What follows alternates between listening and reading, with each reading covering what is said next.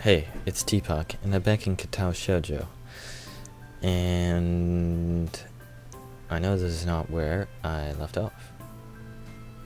I'm actually like just 5 dialogue boxes from that. I had to restart Emy's route, and accidentally went a little bit past where I was supposed to go. But it's only a little bit past.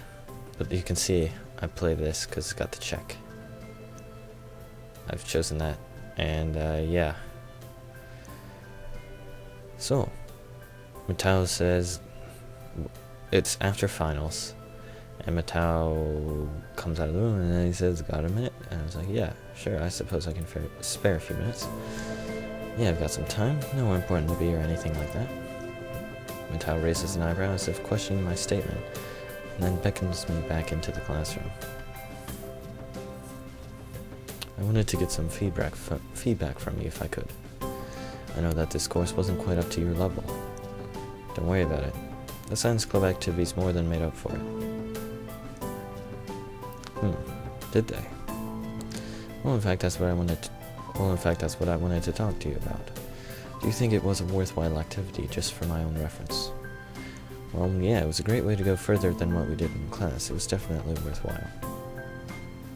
Matau seems delighted by my response. That's great. Exactly the sort of thing I was hoping for. You know, Hisao, I'm glad you came here. It's always good to have a student who really gets into the subject you teach. Anyway, it makes dealing with the rest of the students more tolerable. You're a bright kid, too. You took to this stuff like a duck to water or something, some other such simile. Thanks. You're a great help, especially with that college stuff. There's one more thing, Hisao. A bit of advice from one scientist to another. What's that? What does a scientist do? Observe the world around him. Exactly. Good. A simple question, but one that most people can't seem to answer. It's the essence of a scientist, Hisao. We observe what's there and try to figure it out. But what if there's something you can't figure out? What's a scientist to do if he can't observe something? How, for example, can we talk about quarks when nobody has ever actually seen one, or black holes when observing one is directly impossible? While observing them directly is impossible. Well, scientific equipment's pretty advanced. Matau irritably waves away my response. No, that's not it at all. Those are tools. I'm trying to give you a philosophy.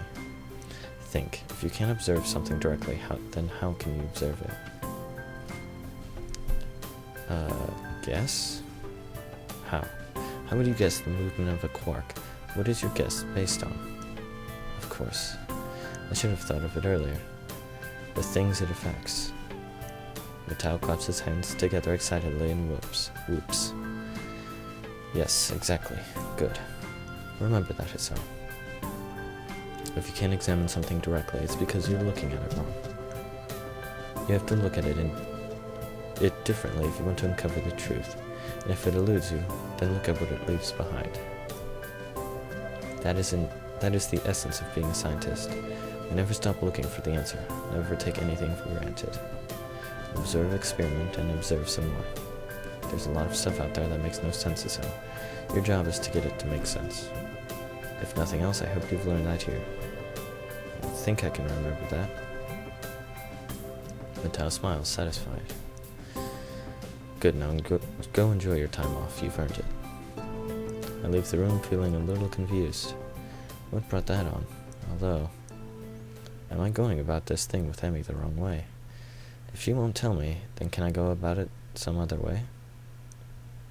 The question keeps spinning in my head even after I made my way back to my room. So, I'm kind of glad this is the part I'm replaying, because this part is amazing. That was the best talk we've ever had with Matau. It's awesome. And it's also something you would not expect coming from Emy's route. Because it's like, Emy's super athletic and sporty, so it's like the nurse, that would make sense. You'd get in touch with him. But then Matau too. It's like, hey, even more awesome. What if she gets angry about it? Besides, what if it's nothing? If I go in and refuse to leave until she tells me what's wrong or something, won't that come off as clingy? I don't want to start a fight or anything over something like this. Maybe I should just drop the matter and see how she is tomorrow before I do anything. Would it be so bad to just let it go? It's not like we don't enjoy each other's company. But odd as it sounds, I really want to help her. I don't even know what or if there's anything that at all that she needs help for. But I want to. Suddenly a knock at my door rouses me. I open it to see Kenji. Oh, it's you. It's me, that's it. If you had any idea what I've been through, what I'd done, you'd be happier to see me, dude. I mean, that was some epic you may never see me again shit. And here you are just acting like I went down to the store for some milk. Is my mouse moving? Seriously? I keep putting it in the corner so it's out of the way. You're a cold man, Hisao. I really respect that. Thanks, I guess. It's smart to play it safe, you know? Don't show any emotion. Keep your cards close to your chest. Unless it's time to show your cards or you have bad cards. Then you should fold and collect your winnings. Do you understand? Yeah, that makes perfect sense. I take it the mission went well. Well, awfully nosy of you, isn't it? You can't just go saying things like that. Things are at a delicate stage. One wrong move and bam, the invasion succeeds. Thought you were gonna blow the whole conspiracy wide open. It's bigger than I thought. I need to update my charts. I'll probably change some of the puppets around. You wanna help? I got some whiskey from somewhere. You can fill me in on everything your investigation has turned up. Better not. I'm supposed to meet her today. Gotta go do that. Can't raise suspicion. Kenji nods in approval. Still keeping it close to the chest, eh? Okay, man, I respect that. Good luck. Yeah, thanks. Mouse? Stop. Stop it. Seriously?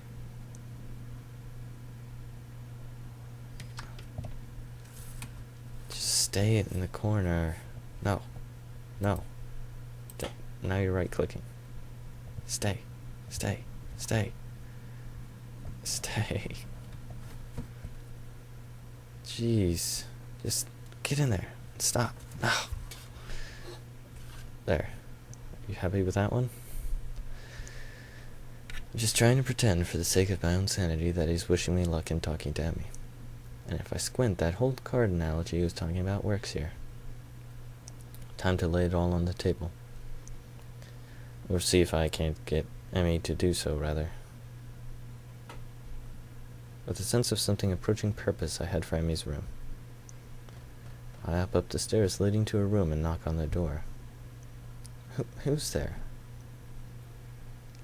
Huh, that's odd. Her voice sounds a little choked.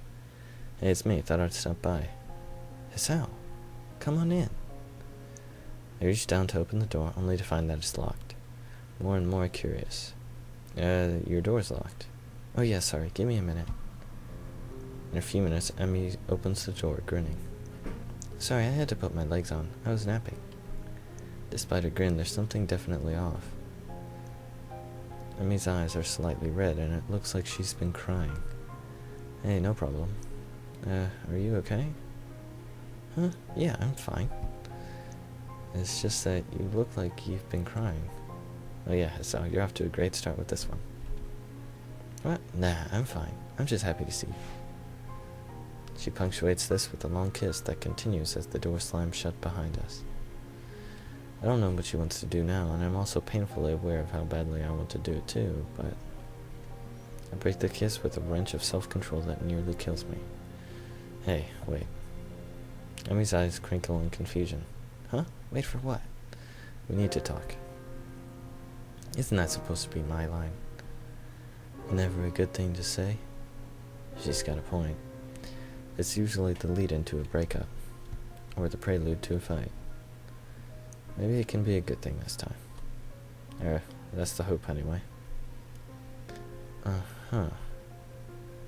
Can we at least get onto the bed? It's my first day back on these things, and I'm still readjusting. Plus, the nurse said I should try to be on them less often, since running puts such a strain on them. Can't argue with that. It's a trap. We both know it, and we both don't care. Then again, it's awfully hard to get angry while in bed with the object of your affection, so maybe there's that motivation too. I gotta check what song this is, because I always forget. Moment of decision. Okay. I set Emy's legs by the bedside and sit down next to her, throwing an arm around her shoulders.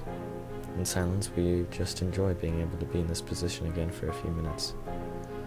Then, of course, I need to ruin it by opening my mouth. Look, I know that you've been having a kind of a rough time of it lately, and I want to help you out. I thought it was just exams getting to you, but now I come to your room and you've been crying, and that kills me. But I can't do anything if you won't talk to me about it. I told you I'm fine. No, you aren't. It's obvious something's eating at you. You can tell me, you know. There's the slightest increase in tension in Emmy's voice. Why is my saying I'm not fine good enough? Not good enough. You're concerned. I get that. That's cool. But I'm fine. It's nothing you need to worry about. Not sleeping and spacing out more than Rin doesn't strike me as being fine. I want to help. Uh-huh. Yeah, I don't like seeing you like this. I want you to be happy, you know? I get the feeling that came out because Emy, fixes me with an icy stare. So you want to fix me, Hisao? She's definitely getting angry now. Want to swoop in on your white treasure and save the day? Stop the nightmares, the phantom limb pains? Restore what's lost? Her voice catches in her throat, and the tears start to flow. Well, you can't. Nobody can. Nobody will. I'm so stunned by her sudden verbal assault that I remain quiet. Neither of us says anything for a while. I'm surprised that Emy tightens her grip on me rather than pushing me away. After a deep breath, she starts talking again. Look, I'm sorry. There's these nightmares. About the accident. The accident I should have known. It took her legs after all, but it never comes up, of course. And I usually deal with them fine because I can run. Running clears my head like nothing else. I don't have to worry about anything while I'm running. Just concentrate on breathing and the rhythm of things. It's easier that way. Life's easier that way. Just keep moving forwards, you know? Nothing else matters, just getting around the next curve. And then it's the next curve, and the next, and the next, until I can't go anymore, or think anymore, or do anything but slow down and walk till I catch my breath again. After something like that, nothing else matters. But I've been stuck in that goddamn wheelchair for too long, so no outlet. Today's just kind of boiled over a little. You could have talked to me about it, you know. You don't have to go it alone. Emy smiles sadly, like she's trying to explain to a child that all fire burns. Yeah, I did, and I do. But why? Why do you have to keep going through this alone? Why can't you just trust me enough to let me help you? That smile again. Emy leans in and kisses me on my cheek, an almost motherly gesture. She leaves her mouth close to my ear, as she confesses this one thing to me. Because, Hisao, I've already had everything I knew ripped away from me once.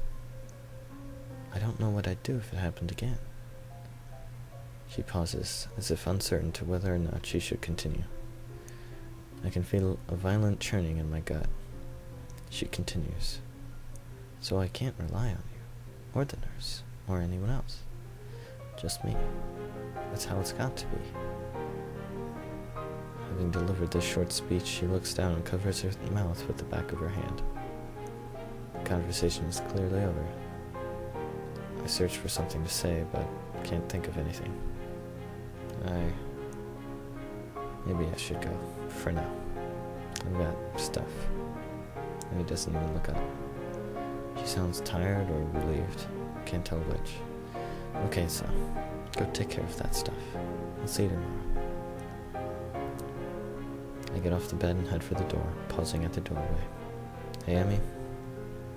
Yeah? 1,000 things I want to say. I'm too mixed up to say any of them, though. After After her admitting that she'll never let me close, I feel like my world's just been ripped out from me. What happened in that accident?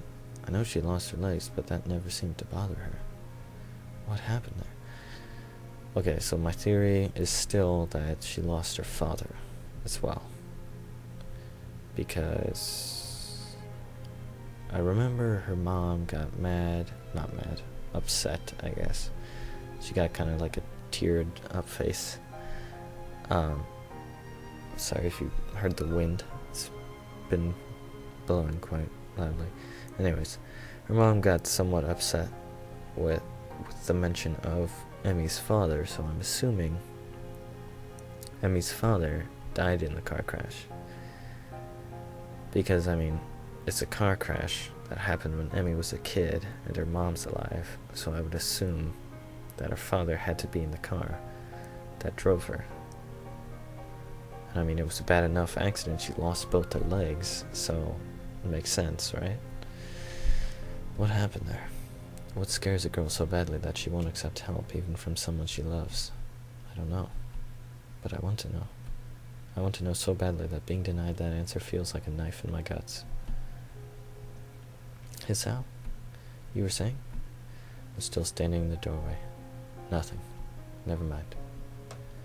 I'm closing the door and walking down the hallway, down the stairs, out the door, into the dark. I didn't realize this last time, but he is walking into the dark because he doesn't know what he's going into with getting involved with all of Emy's problems. Doesn't seem like the right word, but you know what I mean. Somehow I wander back to my own room. My brains are doing a mile a minute, going nowhere fast. I can't figure out how to deal with this. I thought that moving forward was a good thing, dwelling less on a past that I can't change, living in the present and looking at the future. After this thing with Emy, I'm not sure anymore. She was saying the truth. It's simpler to look at the next curve, ignoring the path gone by. No worry about the opponent left behind, no care for the spectators on the sidelines, and unfortunately no time to watch out for lagging teammates either. I throw myself down onto the bed, looking at one corner of my ceiling as if the answers I want were written there. No such luck, of course. She's literally running away from something. But have I not been doing the same thing, trying my best to forget about my hospitalization? I'm getting better, but my health isn't going to magically fix itself. Emy has 2 legs instead of a heart to deal with, but those aren't going to magically fix themselves either. Maybe this is just as fixed as the both of us can get. The room becomes darker and darker until I can't really tell I'm looking at a corner anymore. The morning comes too soon, on the heels of a sleepless night. Is this how Emy's been spending her nights? Staring at a wall or ceiling, trying to stop thinking about whatever it is? Her, in my case. That clenched feeling in my gut is still there. I can't rely on you. Words spoken so casually. Almost like she were teasing me or chastising me for suggesting that the earth is flat. That's how it's got to be. The way it's got to be sucks. I'm feeling so miserable that I very nearly decide to skip the run. That would be stupid though. It's not something I should do to just see her. Sure, that was the original reason, but it's something more now. I've started to enjoy the running itself. There are worse ways to get the blood flowing anyway. Never thought I'd say that after the first week or so, but I feel a lot better after a run.